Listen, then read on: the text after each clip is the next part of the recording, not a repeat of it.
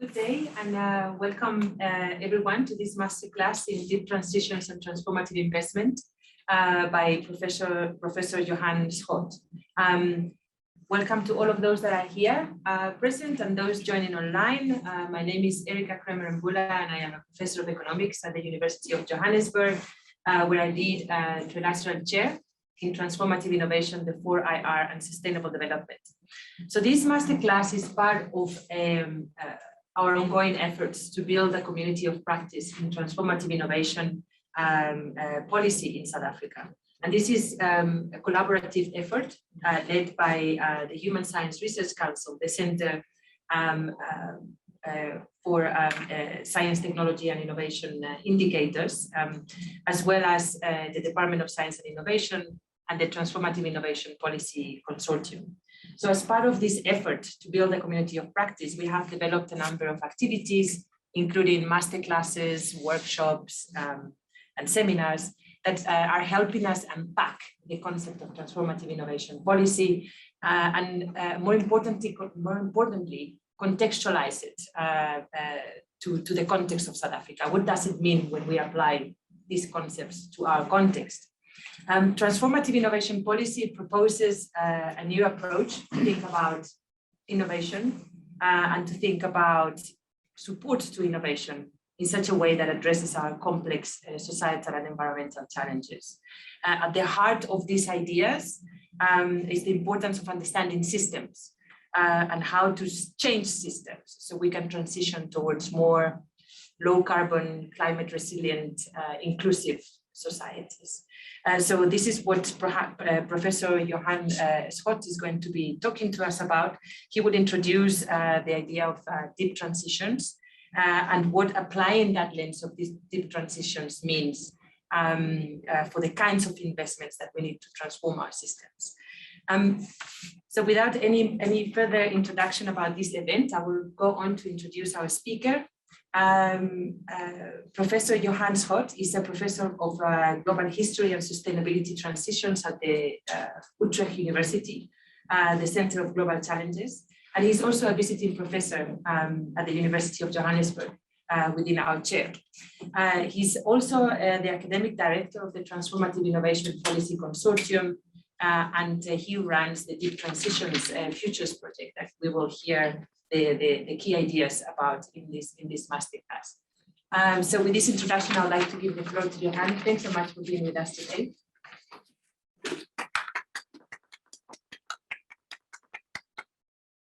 Well, thank you for having me, Erika, and I'm very glad to be here to be able to present some of these ideas. And I'm looking forward to your comments.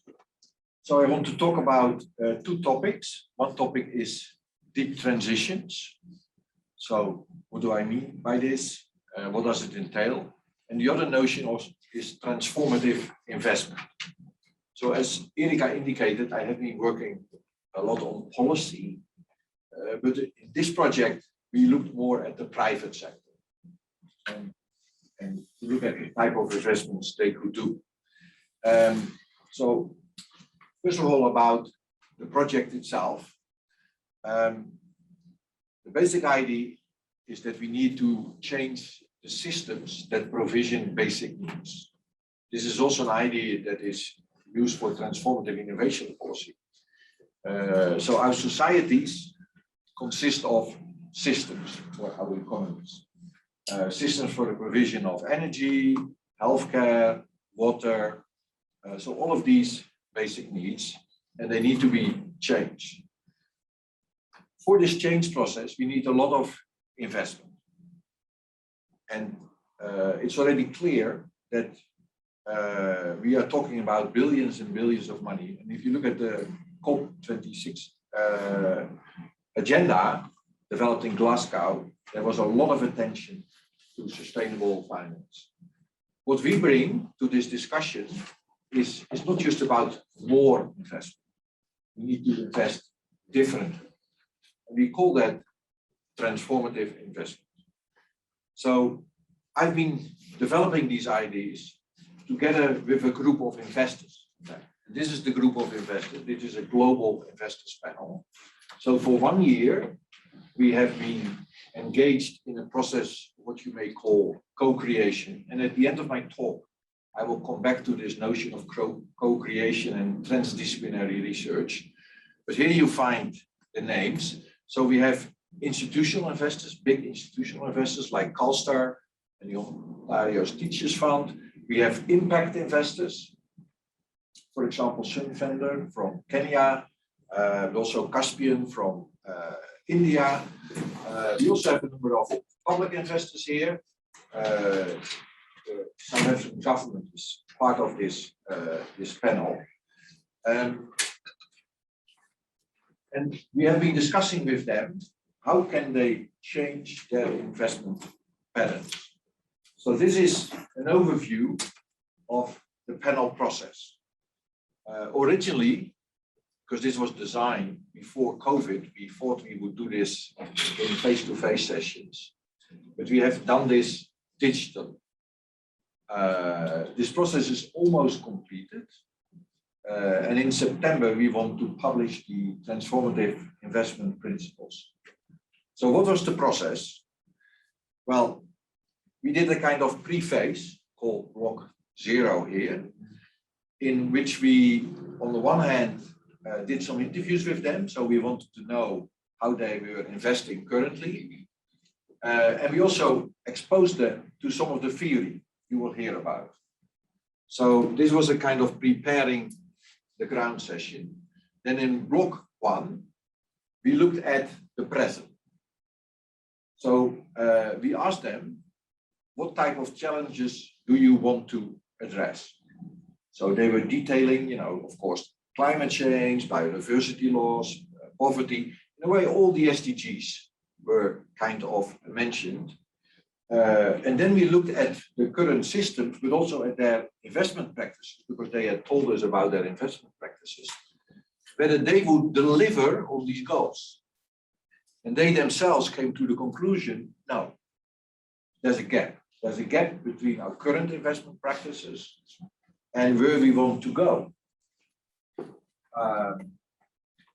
There's the notion here of a reflection cycle. So what we did after each session as researchers, we reflected on the process, on the inputs, on the discussions, the type of learning that was happening. And this results of these reflections were input for the next session. So each session was also prepared with a briefing pack. So all these investors, of course, are busy people, but they had signed up that they would spend 6 hours a month on working with us, basically. So each session took 3 hours, and they had to read the briefing pack beforehand, and afterwards they would get some results, which would then be an input in the next block. So the second block, we traveled to the future, 2050. And we asked them to think about desirable futures. So not plausible futures, but what is the future they would like to build? And they had to use some of the deep transition theory to build these futures. So they had to articulate these futures in terms of systems and in terms of rules. I will come to these concepts later. So we constructed 3 possible futures, or not possible, sorry, desirable futures. And after that, we did a process, a kind of sensitivity analysis, crowdsourcing. So we asked, in fact, the entire world to respond to these futures. So we got a lot of input from other people. So we crowdsourced comments and opinions on these futures. But in the meantime, we were working with the investors. We went back to the present and we said, now we need to think about how we get there. So how do you need to invest to get to these futures? And here we employed the concept of niches and ecology of niches. And we also developed a game called the Niche of the Future, where they could play. And part of the game was that they had to pitch themselves ideas to other investors why they should invest in certain niches. This game, can be played, and we will try to make sure that everyone can play this game. But in any case, so this led to kind of identification of niches, pathways towards these desirable futures. The last block, we went back to investment, and we said, okay, given now that you have these futures, you know the type of niches you may want to invest in. How would you like to invest? So what is the process of investing? And this is called transformative investment. And I will come to that in this, but this was the process, this type of co-creation process. It will lead to the publication of a number of new principles that they may want to deploy in their own organization, but we also will seek to build coalitions, collective actions across investors. Working also with the Transformative Innovation Policy Consortium, because one of the issues is that we want to bridge public and private finance. Okay, so what is deep transition thinking? It's about social technical system change. And why is this so important? Because you can optimize current system. Like, for example, if you look at the mobility system, we have been optimizing the current, let's say, cars by making them more safe, putting a catalytic converter in the car. This is all optimized. We clean what comes out, but we still have far too many cars. So the mobility system is not changed in any fundamental sense. You can also do partial redesign, which is the electrical vehicle, because you are substituting the current car for another vehicle, which has many positive benefits. There's a new industry strategy, for example. The car manufacturers really had to change. There's a complete new technology. If you use the right type of resource, energy system, it also be green in order to make these electrical vehicles addressing climate change. But that's what we call partial system redesign. But a complete system innovation would be mobility as a service, where people don't own a car anymore. You have a new type of company that provisions mobility. So through an app, you say, tomorrow I want to go from here to there. The mobility provider will arrange all the transport across the different modalities. These type of companies exist now, and these could be investable objects in a way. But the basic point of this graph is that for this to become clear, the impact, that takes a lot of time. So the investors want a return on investment, and they want to generate impact. But they need a long-term perspective, because this return on investment and impact will take a long time to develop. And they want return on investment now. So we have a big problem. To come back to the kind of fundamentals of deep transition, there's two ideas in a way. One idea is that when we look at the economy, we should not think about sectors. We should think about systems, also societies. And sociology, for example, would say, okay, we have families, we have nation states, that's different type of groupings. Economics, we'll look at sectors. We look at systems. The nice thing about the system concept is that it integrates production and consumption. So we have a whole set of systems in a society. It's a kind of, you could also say, basic infrastructure, and these need to change. The second point is that these need to change together, because it doesn't make sense just to change the energy system without changing the mobility system, without changing the food system. So there's a big coordination problem. So how do you coordinate multi-system change? So I have to go back to the to answer that question, to go back to the system definition, and you may have seen this figure. So on the one hand, you have this socio-technical system that consists of several dimensions. And here you see a representation of 5 dimensions. So there is a policy part, there's an industry part, a cultural part, markets and consumers, and a science, technology, and infrastructure part. If you look at, for example, again, the example of the mobility system, you can see that there are a lot of policies that are optimized for the current mobility pattern. So for the cars, for the trains. So the policies support this type of system.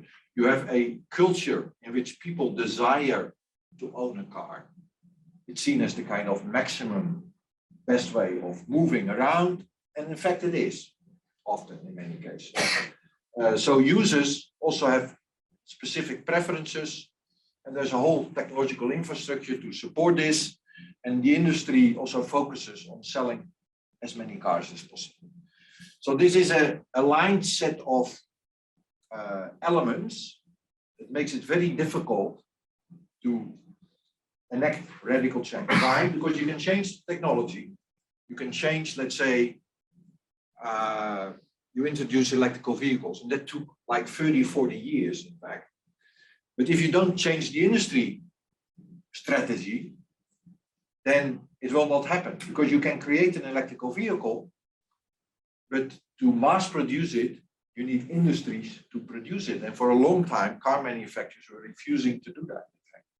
But you also need a culture that really appreciates electrical vehicles. And for a long time, they were not appreciated because they were seen as a lesser car, because there was a limited range.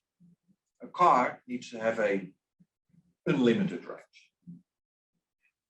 So the market did not exist, the policies to stimulate did not exist, the industry structures were not in place. So what we see now, these elements are also moving. Certainly in Europe and the US, these elements are moving towards the electrification.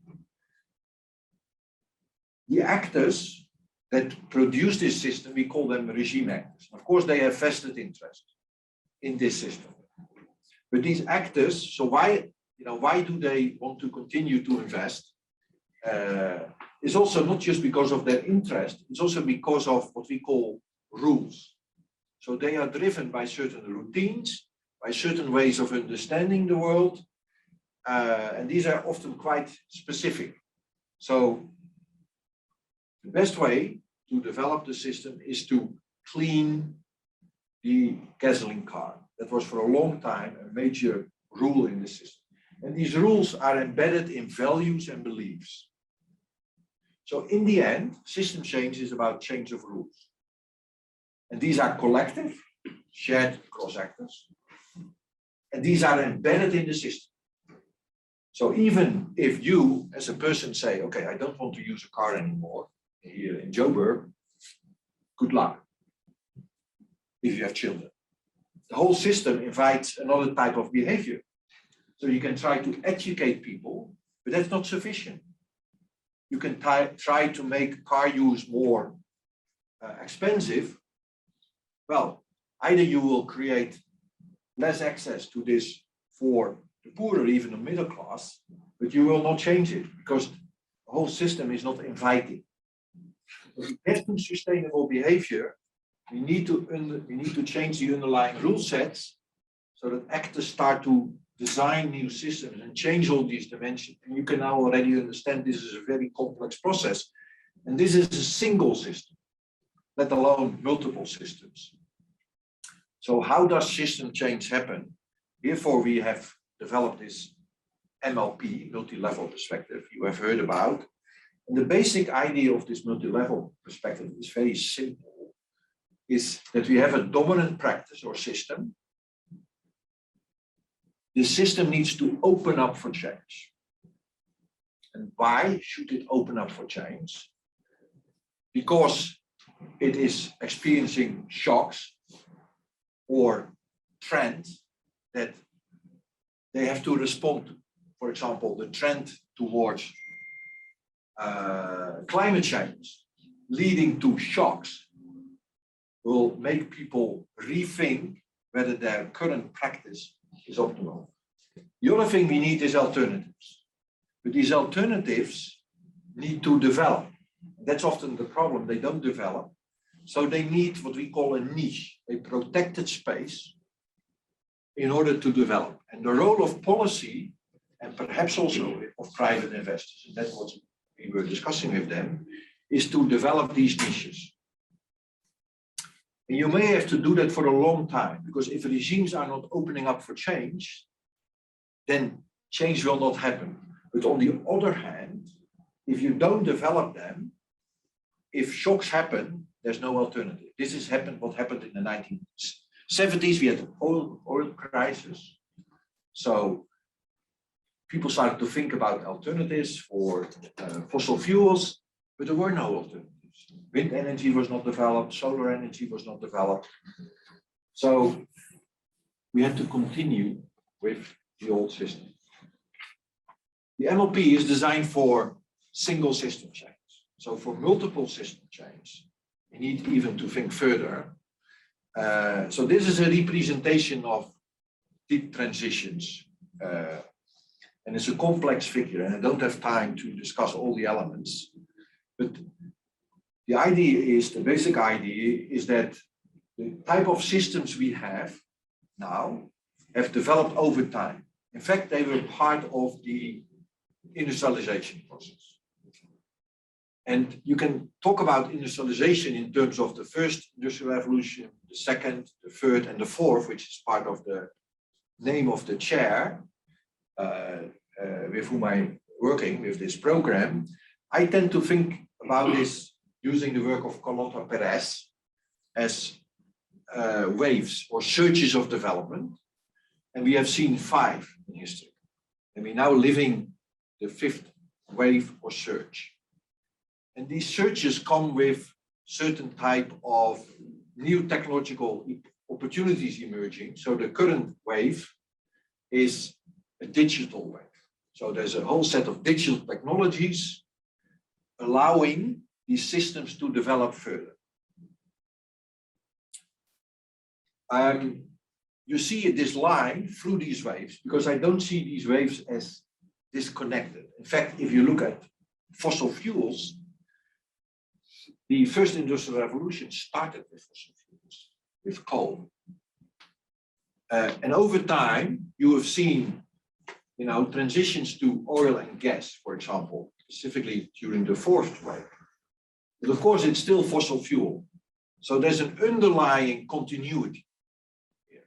And therefore, we call this the first deep transition, because this first deep transition was driven by a number of underlying principles, we call them meta rules, that were emerging and reinforced through these waves. Shocks were very important because each wave has a turning point. So what happens at the turning point? Then the direction is set. So for example, if you look at the 4th wave, and we think about agriculture, and I'm talking mainly about Western Europe, you could see there was, in the interwar years, between the First and Second World War, there was a debate about small-scale agriculture and mechanized large-scale agriculture. And there was a strong preference for small-scale agriculture. Why? Because there was depression and there was a lot of employment in small-scale agriculture. So, and it was also seen as the kind of basic sector for building a nation. So there was a kind of cultural preferences to keep the agriculture sector big. Due to the war, the Second World War, a complete new paradigm of industrialization and development emerged with a strong focus on enforced industrialization. And this happened in the Soviet Union, but also in Western Europe, and also, in fact, in the global south. So we got this model of structural transformation with the main aim of industrializing, manufacturing. So what became a sign of being modern and modernizing is building a manufacturing industry. And the people had to get out of agriculture into the industry, and later on building the service sector. So this was structural transformation. And then the model was, of course, the global north, and the global south had to catch up to this model. And we have seen a whole development pattern where there have been many attempts to catching up, and some countries have been successful, like China, the Eastern Tigers, but many countries have been less successful. And this is still a major development model. So if you look at the way we are now again at a turning point. So we live at a watershed moment in history where we can use digitalization to either further build the Industrial Revolution, but we can also use it for complete new purposes, namely sustainable development. So focusing on ecological and social challenges. If we were to do that, we would change the development pattern. We would change the socio-technical system, and we would have a second deep transition. So the way my conversation with these private investors is, okay, we can either prolong the life of the first deep transition. This will can continue for 1 or 2 decades, but it will lead to major shocks for certain, because we will have climate change, we will have heat waves, droughts, famines, wars, and so on. And then the world has to respond. And of course, we know the big problem of climate change is perhaps even less climate change itself, it's the distribution of the impacts. Who will suffer and who will profit? Because we should not forget that climate change, there are actors who will profit from it. In any case, we can either prolong or we can make a choice to really go into a new direction. And this new direction, in a way, is covered by the Sustainable Development Goals if you put on a transformative lens in looking at that. So this is a choice. And the question we are asking the investors, do you want to invest in the second deep transition, or do you want to invest in the first deep transition? What is your choice? So what is the definition of a second deep transition? So it's fundamental transformation of multiple socio-technical systems. And they come with surges of development. So I think at the moment we live the first surge of the second deep transition, which is the energy revolution. Because if you look at the investment patterns, because these waves are driven by investment patterns, you can see now that there's a massive upscaling of solar and wind and renewables, and not comparable to what happened before. But of course, it's not sufficient just to change the energy system. We also need to change the mobility system, the food system, and there are pockets of alternative developments, but these are small pockets, in fact. And in the end, all of these changes in these systems will lead to a new landscape. So will lead to new trends. Putting it simply, if you think about individualization, for example, because all the technologies we have support individualization. In the past, I go back again into our years and the period before, there were more collective options. You had collective cooking, collective washing. Public transportation is a form of collective transport. What happened is that in many systems, individual solutions became the preferred option, and that built a new landscape in which the trend of moving towards individualization became dominant. So over time, you can build a new landscape, which will then invite complete new type of behaviors. So talking about systems, we need to talk about rules. And rules, we use the notion of regimes for this. And as I said, so in the end, systems are driven by rules, but we need rules that cover several systems. This is what we call meta rules. So we need a number of meta rules in place, new type of meta rules that will drive multiple systems. So these are the meta rules that emerge of the first deep transition. And this list is not complete. It's just the first list. A strong focus on mass production. Okay, mass production was not seen in the first part of the 20th century, and we tend to forget that, as a preferred mode of production. It was seen as speculative, because what do, you produce a lot of objects, cars or whatever, and then you expect the market to be there. Because you don't know, there's not a customer. And this was seen as very negative, even not amoral. So there was a whole debate about whether mass production should happen or not. And there was a lot of resistance. Mass production became, in this process, the kind of dominant rule that we have to mass produce products, which was complemented with individual mass consumption. Linear production means that we accept that our production systems generate a lot of waste. Earlier, all the waste was used, pre-modern time, all the waste was used back in the system. We now call that the circular economy. We think these things are normal, that we produce massive amount of waste. Well, there were times, and that's, I'm an historian by training, there were times where this was not accepted, in fact. And there were values in place that acted as, rules that prevented this. Building the global value chain. Well, I've been working in Mexico, for example, with fishermen, fishing oyster. And the Mexican government said, okay, we need to participate more in the global value chain. So we export these oysters to Spain. In Spain, they add plastic, they add spices, they add olive oil. They send it back to Mexico, hotels, and they sell it to tourists. This was seen as adding value. Is it adding value?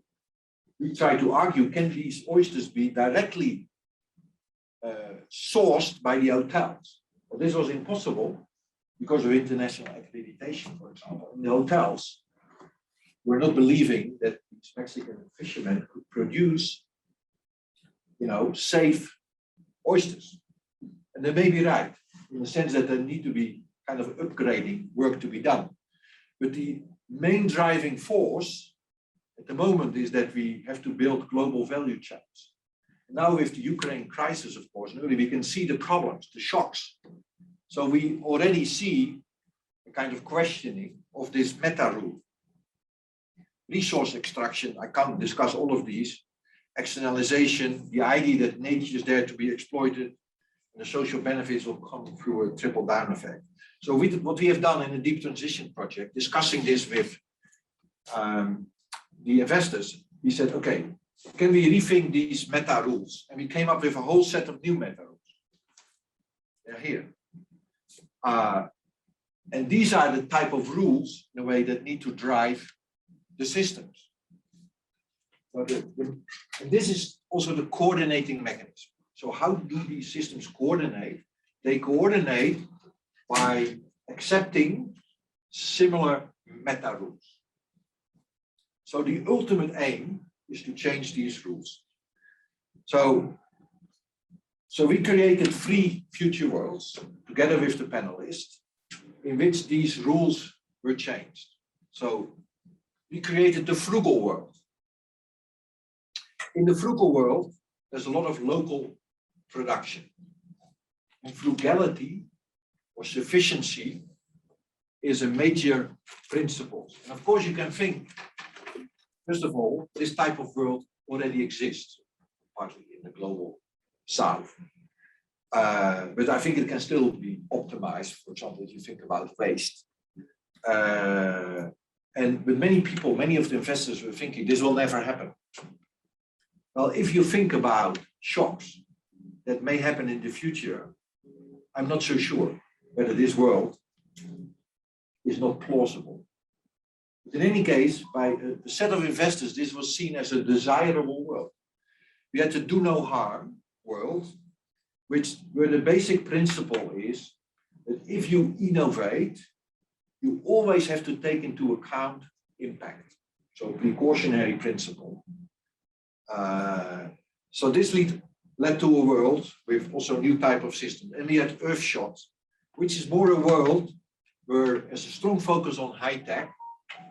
So you continue to create, for example, very intensive agricultural sector, provisioning the world, but you also develop a large project in which you create a lot more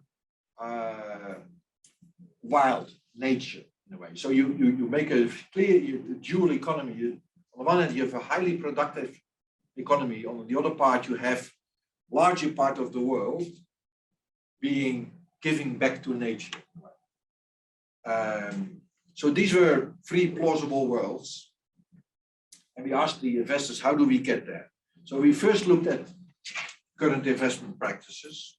Well, there is a financial gap. The finance system is also ruled by, there are rules there. And these rules often make it impossible, I will come to some details, to invest, in fact, in radical change. There are impacts promises, because a lot of these investors want to generate impact, but they don't have an adequate view, in fact, on how these impacts will be realized. And the tools they use are also inadequate, and they don't have proper metrics and indicators. Of course, here is where academics can help. So talking about the rigidity of the financial regime, there's a strong focus on return on investment. There's what we call narrow view of fiduciary duty. So institutional investors, they need to focus on wealth creation. If they don't, they can have legal problems, because that's their task. In our view, fiduciary duty means anticipate shocks. So your current assets, let's say if you invest in fossil fuel companies, you might think that's a good idea, but in 5-10 years' time, you may have invested in stranded assets.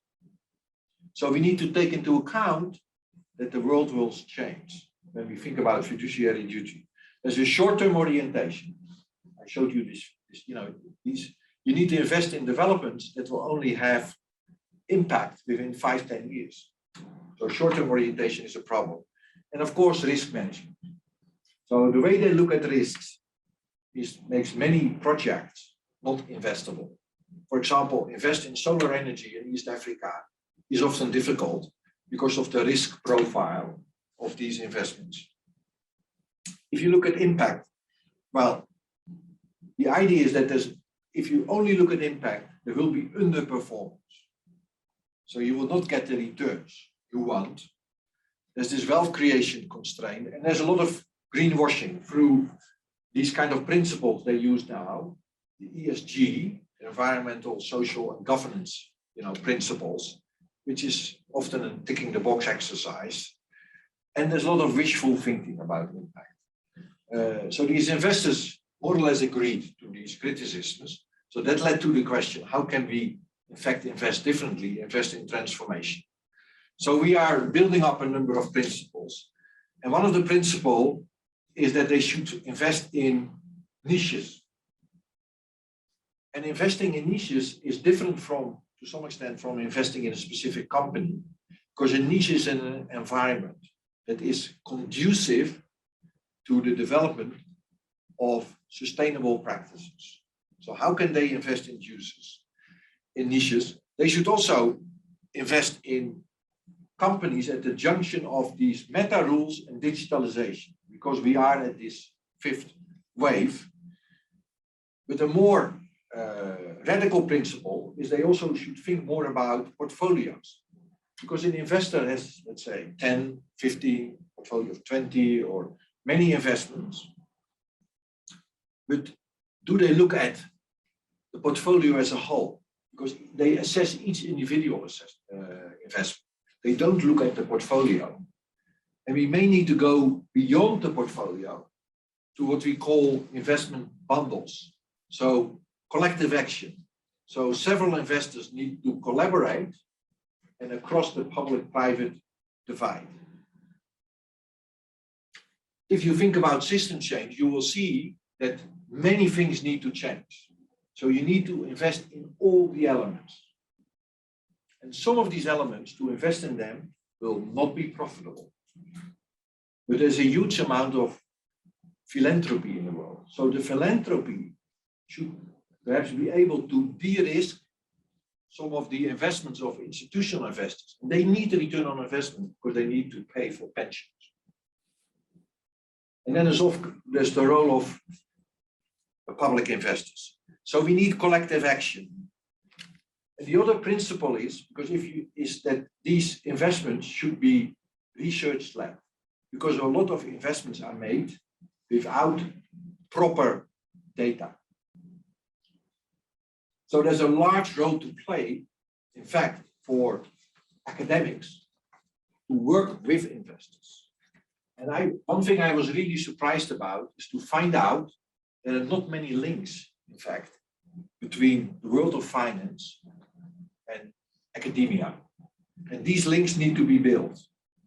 And then we have this focus on long term, which is really needed so for return on investment and for impact, and the acceptance of more radical uncertainty, which is difficult to swallow.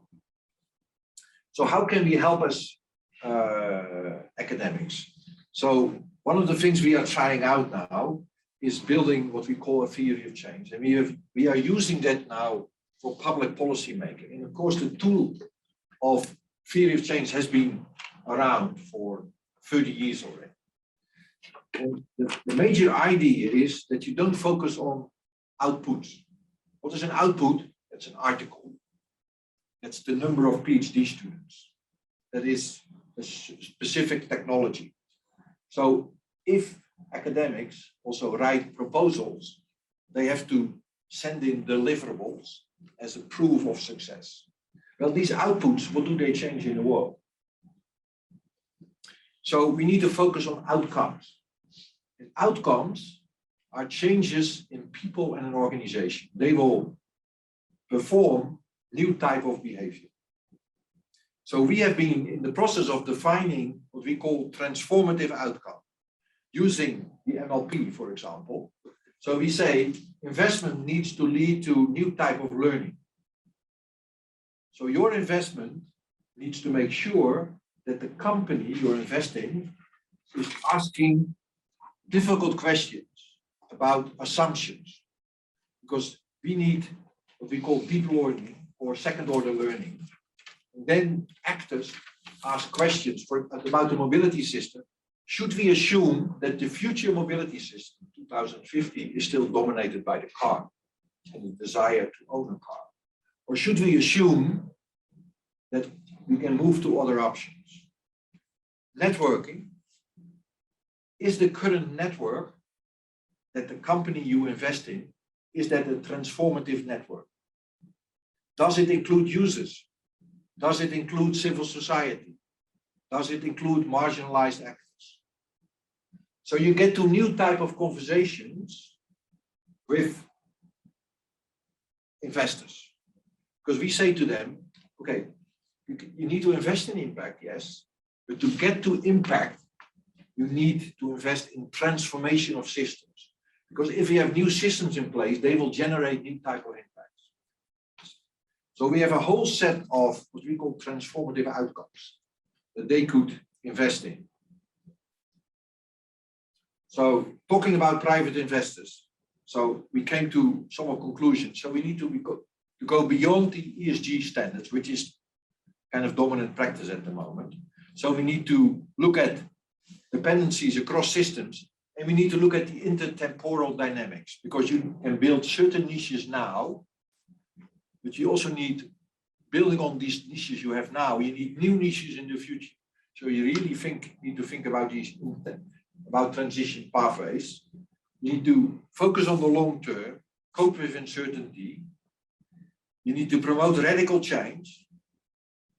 You need to focus on what we call these transformative investments. So not rely just on market dynamics, but you need collective action, bridging public and private divide, and you need to appraise the opportunities in terms of transformation dynamics. And this does not exist at the moment. So what we want to do now, we have proposed to investors to build a new type of lab. And this lab will work with investors to generate new type of investment opportunities And we proposed to them to do 60 system change experiments globally, in the global south and the global north, as a kind of demonstrators. And we would like to do that. We would like to tie that to a knowledge infrastructure, which is also decentralized. So working with the chair here, for example, this university, working also with colleagues, university colleagues in Latin America and other parts of the world, in building up these experiments. In addition, we need a lot of capacity building, because we need a new generation that can act and think in this way. So there will be a lot of training done by this lab. And then we need research, of course, to help to build these experiments. So this is not certain that this lab will be created. So we have some seed money now received from these investors to develop it. But the ambition is to develop this and link it to the Transformative Innovation Policy Consortium. So where both platforms can work together to build these experiments. My last comment is about transdisciplinary research. Of course, currently, if you talk about transdisciplinary research, people say to me, you are doing applied research. I say, no, I'm doing fundamental research. Blue sky research. Because I have fundamental questions about system change. To call that applied, only the research process is different. It's a co-creation process, because I assume that actors, like investors, but also NGOs like this, they have a lot of relevant knowledge. And this knowledge needs to come into the process. So we are not just like academics, we know, we have knowledge which is unique, and we hand that to the actors. And they can act. No, we need to blend different type of knowledges. I do think that academics have a specific type of knowledge. Because some people say, okay, that means then that every knowledge, is relevant and similar. No. Academics have a specific type of knowledge which is based on method, and is based on the fact that we have a community that has a conversation to assess the relevance and of this knowledge and whether it's adequate. And this type of knowledge is, so experts are needed in the process, but they should be humble and understand that they are not the sole providers of knowledge. And I would say it adds a criteria to research or scientific excellence. Because for me, if you develop a theory or knowledge, how do you know it's of high quality? One criteria is whether it's actionable. If you produce knowledge that actors in practice have no way of using, perhaps you should reconsider the quality of your knowledge. So I propose that research councils will use as a criteria for funding, is it actionable? Not whether it leads to many publications, for example. Is it actionable? And the last point is that I think we should have a lot more focus on experimental knowledge production. That means that we need to try out the knowledge we produce in practice, whether it works. And that's what this lab will try to do. So it's experimental. And we will learn through the process and accumulate knowledge. So it's not just desk research or interviews where you are observing what's happening. No, you have to engage. Of course, this is also known as action research, but I want this to focus on this notion of experiential. Thank you. Great, thank you so much for that great presentation. You've given us the big picture of change and the type of change that can take us to a more sustainable and inclusive future. That path doesn't sound simple, and you reminded us of the complexities and the need to understand the complexities. Not only what I was thinking about when I was listening to you is about, the hard components of the system. We often think about the infrastructure, the sort of the skills, the capacities, the capabilities, so like one would call the hard components of the system, but you reminded us of those underlying, perhaps soft components, not by being soft, means that they are less relevant, but you mentioned that they are clearly the set of rules and that are guiding the behavior of actors, which is preserving dominant practices. And you talked to us about the alternative practices and the role of investors in supporting those alternative practices. You talked about the meta rules, and you took our minds to the future to think about plausible futures. You also made us think about the concept of these deep transitions and its application in the Global South. You referred to the Global South a few times, and how it challenges the predominant ideas of structural transformation and this idea of catching up. I found that very interesting, and hopefully we can reflect with you on that. Because we often are in that narrative of catching up and structural transformation in our context, and you challenged us to think differently. And you also brought some reflections at the end of your presentation on our role as researchers, the role that transformative research can play in that process of the transitions. You talked to us about your plans with the Deep Transitions Lab. There are a few questions in the chat, and there are a number of people here that I'm sure also has some questions. But so please feel free to raise your hand. I'm going to start with one or two questions from my side, while people gather some ideas. Great. I'll come back to you in a minute. There's quite a lot of focus in what you presented on supporting niches. And you talked about these alternative practices that transformative investors or transformative investment needs to focus on. But I was thinking that perhaps some of those alternative niches may bring desirable technological alternatives for the natural environment. So it may result in better environmental outcomes. But it could be that they don't result in better access for people, but in terms of, I'm thinking of in terms of social justice, social impact, inclusion of some of those niches and alternatives. So I was thinking, how do investors in the framework that you presented about on transformative investment, how should they think about the dimensions of social justice in terms of niches? How do they factor that in? Yes, that would be. Okay, so that's about the impact. So there's a social side to the impact, ecological side to the impact. And in addition, we also have to realize that transitions themselves have losers and winners.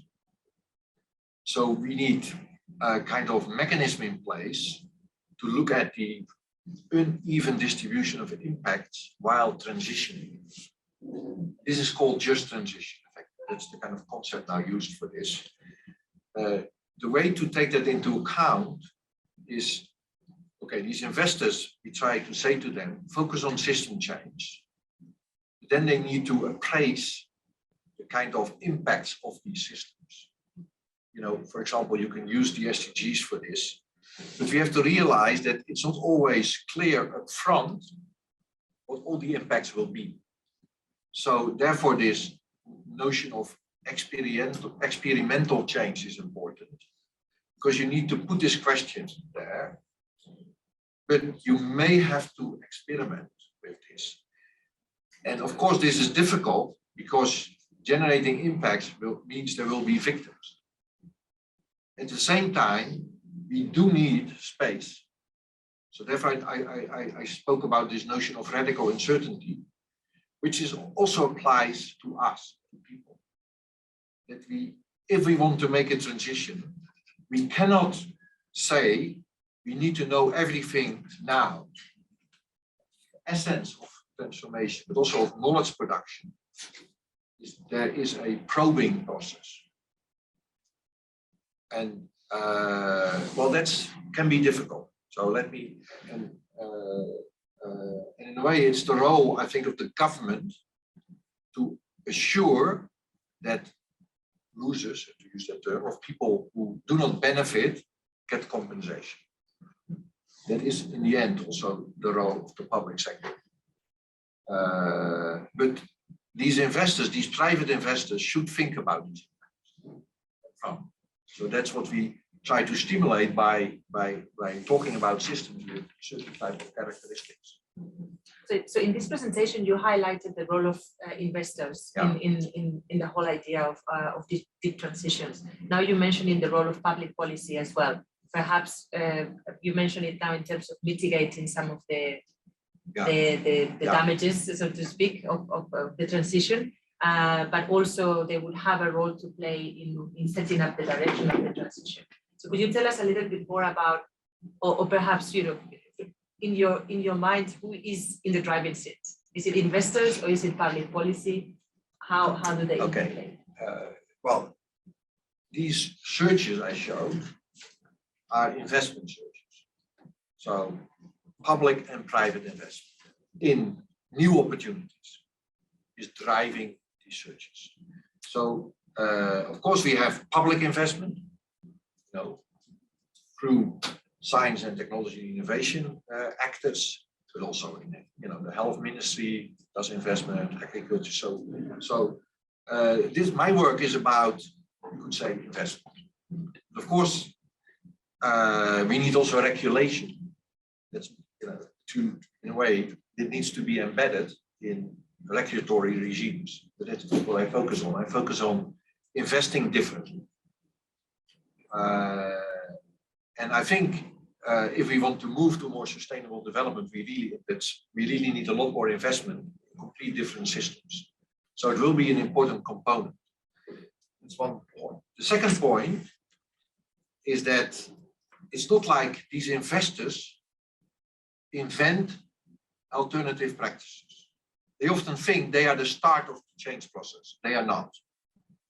Because there are a lot of alternative practices emerging because of grassroots innovation, the informal economy, you have studied a lot, also governments, you know, develop new technologies.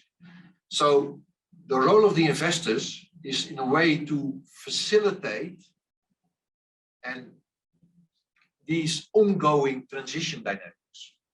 So they also need to, connect. And the role of transformative outcomes is in fact that they try to focus these alternative practices on transformation. So they should use their investment to support alternative practices.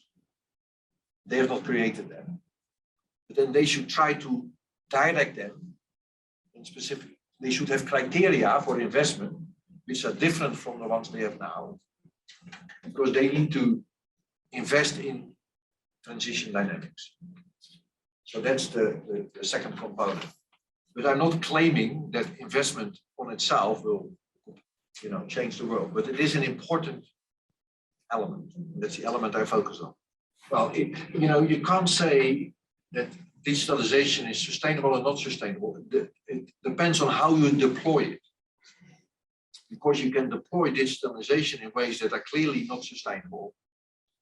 But you can also deploy it, like, for example, this mobility as a service, for example, if you build an app that really supports a complete new service. So digitalization is happening. The question is, how do we use it? So we should ask questions about how is it used, and then these companies need to invest in better use of digitalization.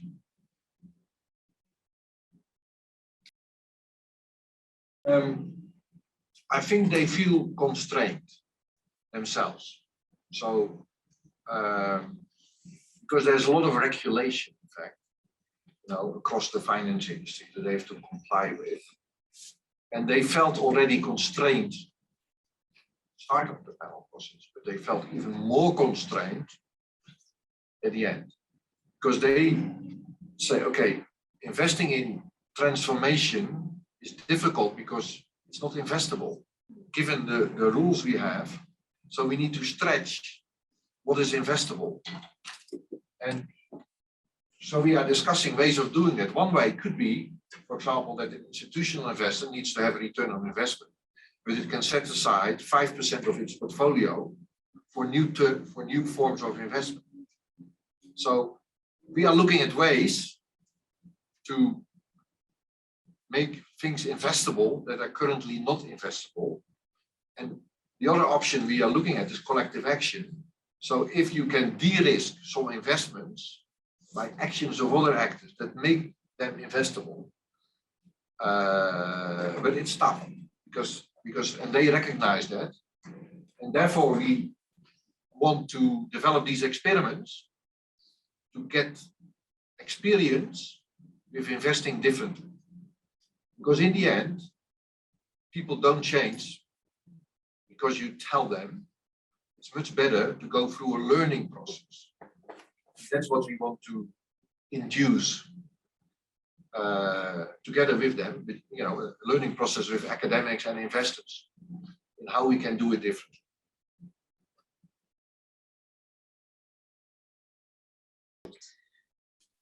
I'm not sure. Of course, there are excessive returns on investment. And I think to some extent, this should be dealt with through regulation. So this is a bit outside the scope of this project. But I just want to make the point. It's not that we ignore that. It's important. The narrative we develop here is to say, in the future, the selection environment will change. So what has a high return on investment now, in 10 years' time, it may not have a return on investment anymore. So you should anticipate bigger changes that will destroy your current return on investment. So as I spoke about shocks, don't see them as surprises, assume they will come. Secondly, you are a moral agent. So your investment will shape that investment, that environment. So it's not like you can look at the environment as, okay, it will change and then it will act. Then you need to be proactive as a moral agent. And of course, many investors don't care, to be honest, but there are investors who do care. So the whole transition theory is based in the idea that change, also big change, starts locally and small. And that's, in a way, the message of hope.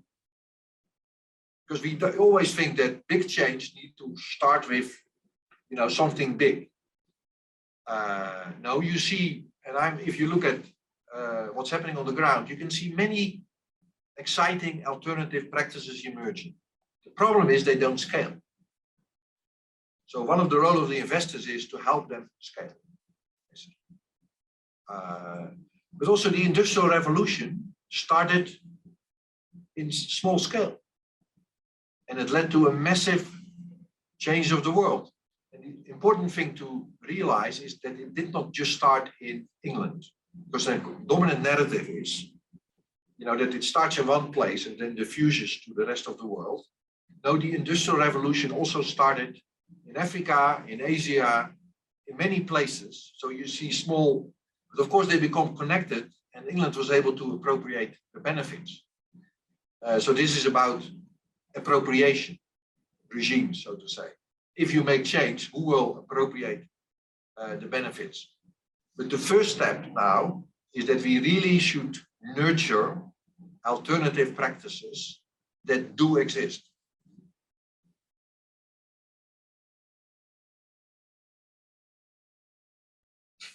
First question about corruption and insecurity. That's a difficult question. And in a way, it's also a question that I do not really address in my research. And because I work with a number of investors and try to work with them on different forms of investment. And of course, if they start to invest, mainly to corruption.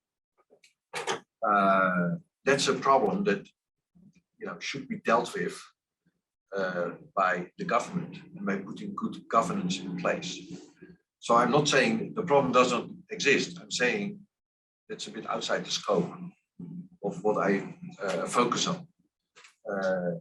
If you look at the SDGs, of course, there's SDGs 16 and 17, which to some extent speaks about this, the whole governance of the whole process, and the kind of safeguards for people is important, and therefore this notion of just transition is so important, because that's there to make sure that we are not leaving people behind. It connects a bit to the second question, because transitions are in history have led to many conflicts. If you think about the Industrial Revolution, it led to a lot of inequality, poverty in itself. It led to, if you think about the Russian Revolution, of course, at first the elite didn't want to give in, basically, and people had to stand up for their rights. And so this is a partly violent process. And when we talk about sustainable development, many people don't want to talk about the shadow or the bad aspects, like wars now happening. They are part of the process, not because I promote that.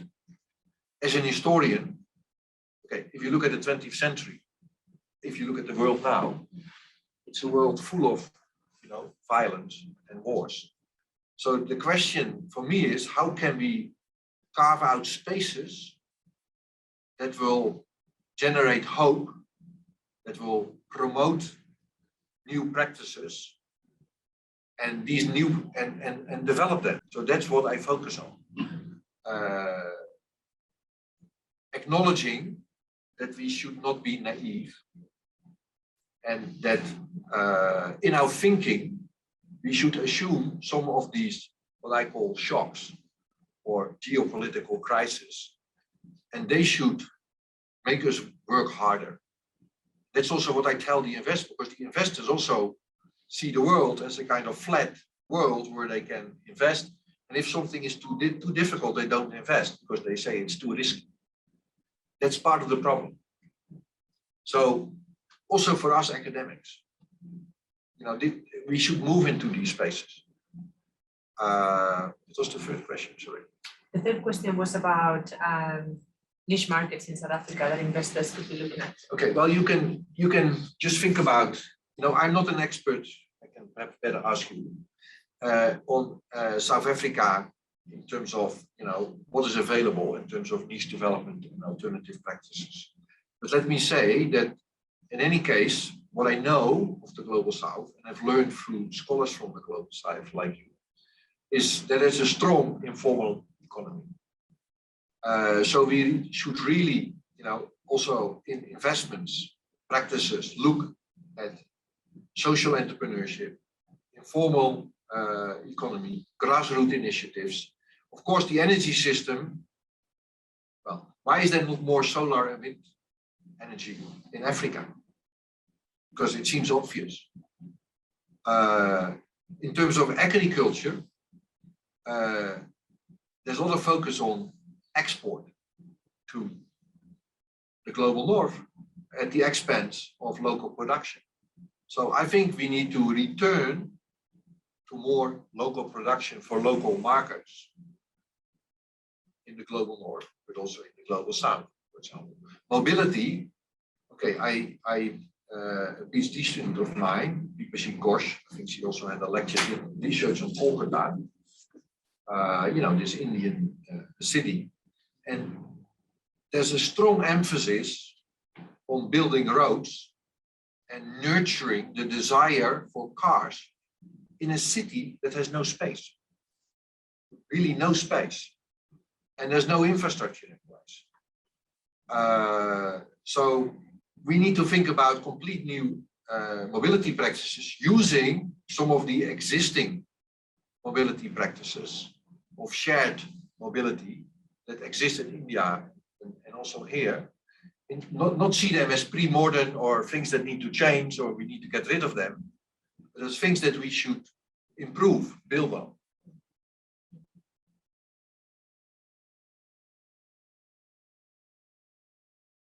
That's a very good question. They are related, of course. They form a package. So, but to some extent, you can, because what you could do as an investor, that's one of the things we're also discussing. You can set up a fund for promoting the meta rule of circular economy, for example. And then you can look at all the things you can do to promote a circular economy. And then you will find out there are many things that are necessary that are not investable. So as an investor, you have to ask, because you have, okay, that's not investable, but these things need to be in place in order for the circular economy to thrive. So how can we work with other actors? That's what the investors not do currently. They only look at their own, but in the end, yes, they all need to change. But this whole model does not assume you can plan and organize that. The model is you need to bottom up, build alternative practices. And you cannot coordinate everything. So what you can do is invest in these alternative practices. And how that will play out, that depends on shocks, on trends, on what regime actors will do. So the future is open. But you're right, in the end, the current meta rules that we have, they are a package, they are related.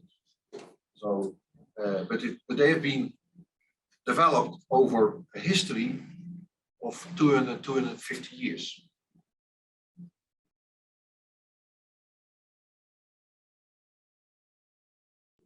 I am working at the moment with Oxfam to look at the relationship between social movements, so civil society, and investment. So I think the role of social movements, civil society, people are very important because they come back, first of all, in my system map as consumers, the role of consumers as well. So, but you're right. So I work with investors. You could say that I work with the powerful and perhaps also from some aspects, the bad, the capitalists. But part of the investment principles is that they, when they do, let's say they invest some in some companies, they need to ask questions about whether how this company, the network this company had, how is this company working with users? How is this company working with civil society? So, and that will co-determine their investment. So in an indirect way, we try to develop or stimulate these investors to develop practices that they only invest in practices where the people are involved. So in that sense, they are there. But you're right, my conversations with the investors, they are not there. And that's also a question I ask myself, whether, yes, they should be there in that conversation, you know, directly.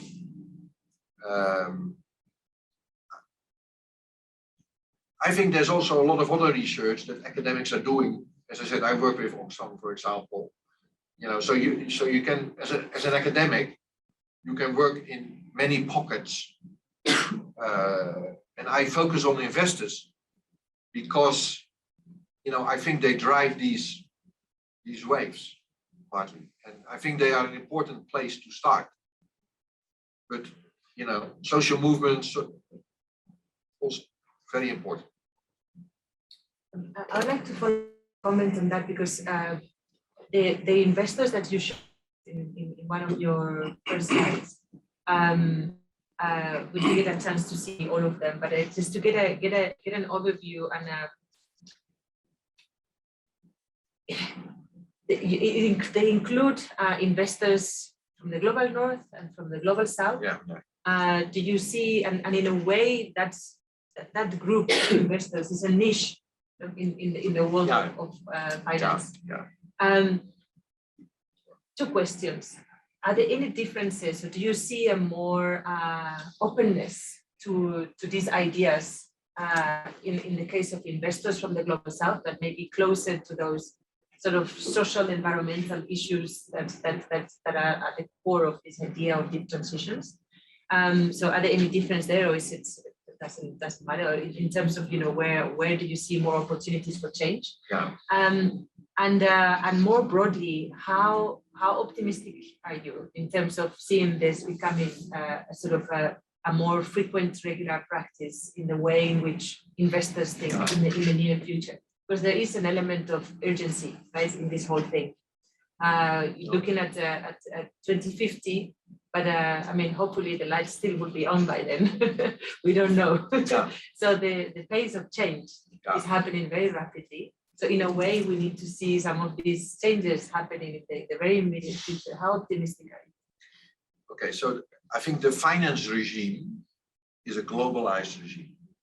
So the type of rules applying in the finance regime are global. Of course, there are local variations, but a lot of these, let's say, investors in the Global South also use these type of rules.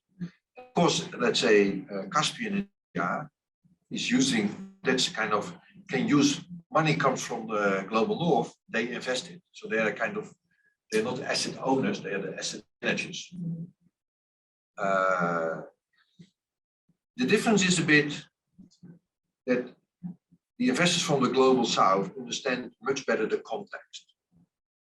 And for example, I would say that this frugal, desirable future has more sympathy from Global South investors than from Global North investors. So how they see the future, therefore we also had a plural desirable set of futures, because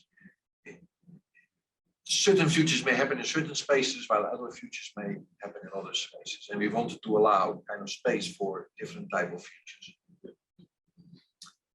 How, you know, we have to have hope. That's the way the answer. Because if you really, you know, you can, if you look at the world nowadays and the kind of developing, you know, crisis after crisis, you can easily become very pessimistic. But I'm hopeful because of all these alternative practices. There's so many people in the world working on alternatives, and as academics, we need to support them. What it will bring, you know, nobody can predict the future, and of course, it will not. You know, there will be many problems. But I think perhaps it's another way to phrase it. So what is it to be human? It is to have hope. So that's executing humanity. And in that sense, let's go for it.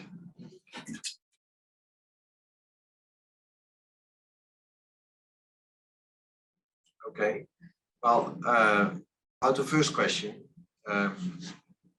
we should not forget, okay, there's financial capital, but there's also something like social capital.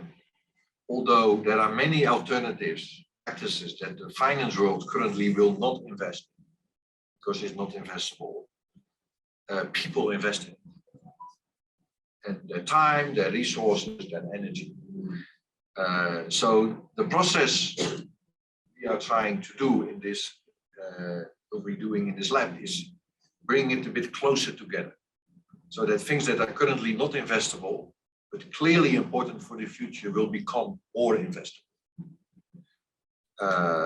And well, how far we will get with that, I think the finance industry, that's what also a message of hope, or some front runners realize that they are not delivering. They have impact stories, but they are not delivering. So they should improve. So there is a realization among some financial actors that this is necessary. What was the other question? The other question, it was about this perhaps conflict or complementarity between protection and high productivity. This is partly a question that comes from economics, because indeed the model is that certain type of investments are necessary to be done by the state because they are too risky. They have a market value. And then we need commercialization and the private sector to take over. And that's necessary because the idea is that if you don't have the discipline or the rigor of the market, you will create things that in the long term will never survive. Because in fact they are, they are very inefficient. I think we have to realize that, for example, airplanes and the whole air industry has been subsidized, which is protecting, shielding, for a long time from market dynamics. So it is more a societal choice what we want to protect and not to protect. At the same time, I do think personally that markets are important and competition is important, but it needs to be, the market is an institution. So the question is, what are the rules of the game in the market? And the current rules of the game do not allow many practices that are clearly promising from a sustainability point of view to survive. So therefore, protection is needed in order for learning processes, for scaling, for all of these processes to happen. Great. There's also a literature on niche strategic management, right? That can help inform some of these dynamics around niches, and I encourage anybody to have a look at some of that literature. You have written several of those papers as well.